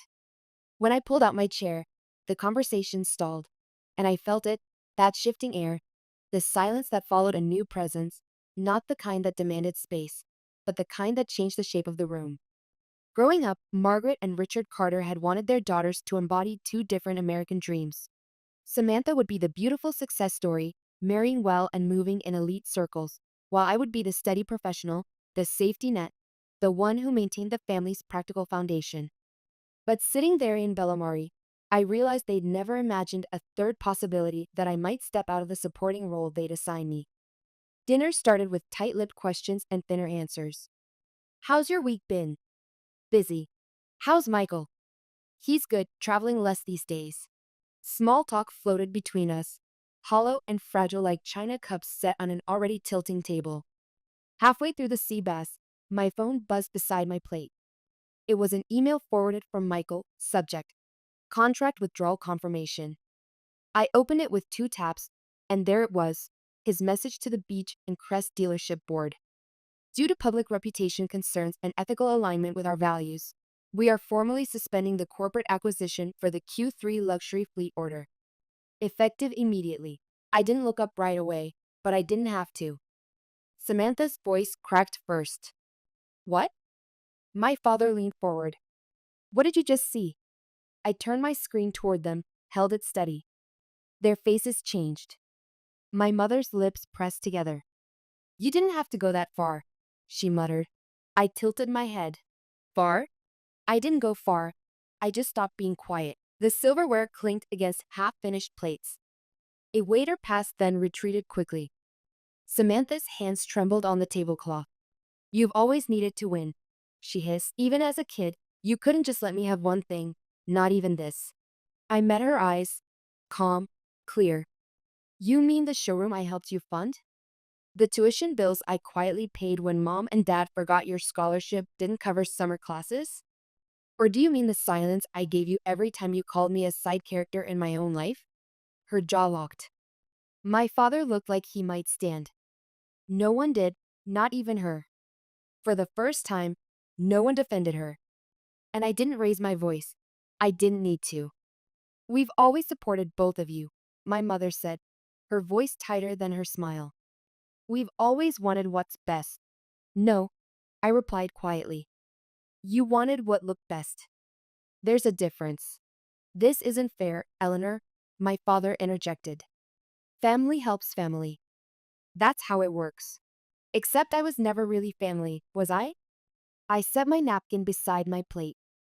I was inventory, useful when needed, invisible when not. And I accepted that role for far too long. You're being dramatic, Samantha said, but there was uncertainty in her voice now. Just because you're jealous of. I'm not jealous, Samantha, I interrupted, the first time I could remember doing so in decades. I'm awake. And I'm done. I excused myself after dessert. Didn't wait for goodbyes. Didn't leave my coat behind for an excuse to return. On the drive home, the city lights blurred into long streaks, my hands steady on the wheel, my thoughts quieter than I expected. The community response, unexpected validation. When I got home, there was a single envelope slipped under the door. I bent to pick it up. No stamp, no return address, just my name in soft ink. Inside was a formal letter from the whole board of our community. They'd seen the recent public fallout, the Instagram stories, the reposts, the contract screenshots, and the final paragraph read, given the misalignment with community values and integrity standards, we're removing Samantha Carter from our sponsored public events and marketing placements. If you're open to partnership opportunities, we would welcome your presence in future initiatives. I read it twice, then once more, not because I needed validation, but because for the first time it was offered freely, no strings, no guilt trips, no quiet debts disguised as favors, just acknowledgement. Later that night, I stepped into the bedroom and placed the silver bracelet on my dresser. I didn't need it today. I hadn't touched it once, but I wasn't putting it away. It was part of the woman who walked out of that showroom, and that woman, she was never walking back in the same way again. Epilogue of the garden. The next morning came quietly, as if the world itself had decided not to interfere. Sunlight drifted through the kitchen window in long golden streaks. It warmed the marble counter, the small ceramic mug in my hands, and the corner of the garden I could see from the back porch. Michael sat at the table reading the paper, his glasses pushed low on his nose. There was no article about Samantha, no headline scandal, just a business brief on market shifts and community updates, piece disguised in print. I stirred a little honey into my tea and walked barefoot to the small patch of green I'd planted last spring: lavender, rosemary, a few geraniums that had no business blooming this late in the season, but did anyway. No buzzing from my phone, no calls, no apologies, and surprisingly, I didn't miss them. For years, I thought reconciliation meant hearing the words, "I'm sorry." But peace, I was learning, had very little to do with anyone else's timing and everything to do with mine. I set the watering can down and leaned against the garden post, letting the warmth of the mug seep through my fingers. It felt earned, not given, not begged for, earned. My mind wandered to the showroom, the sharp smell of new leather, the artificial light that made even betrayal look polished. I remembered the way Samantha smiled when she handed me that rag.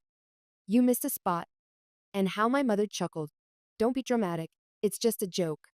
I remembered the sting, not just of the moment, but of every time before that, the quiet comments, the erasures. "You've never had presence. You're too quiet for leadership. You never really wanted much, did you?" They said those things like compliments, and I accepted them like terms until I didn't. But more than the sting, I remembered David, his voice soft. "Sure, if it were me," he'd said, "I'd want someone to tell me your silence was louder than anything they said." That stuck. So did the look on their faces when the doors closed behind the Rolls Royce. It wasn't fear. It was confusion because they couldn't grasp a version of me that didn't need them to clap in order to stand. Later that afternoon, I returned to the bedroom. The drawer where I kept the silver bracelet sat slightly ajar. I opened it slowly and lifted the chain into the light. It still caught the sun just right. I turned it over in my palm, tracing the engraving with my thumb. "You don't have to prove your worth." I whispered it this time, not for reassurance, but for remembrance. Then I placed it inside a small wooden box, not out of anger, out of completion. That version of me, she's resting now. I glanced at my phone on the nightstand. 3 unread messages. From my mother, "Can we talk?"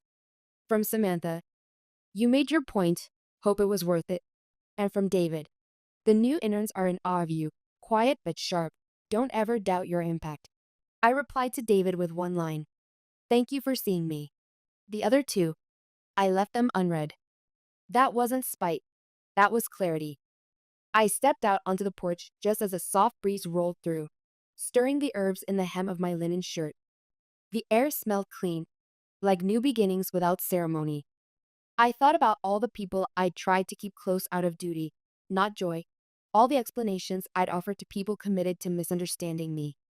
"People think forgiveness means giving others another chance," I said aloud to no one in particular. "Sometimes forgiveness is giving yourself a new story without them in it."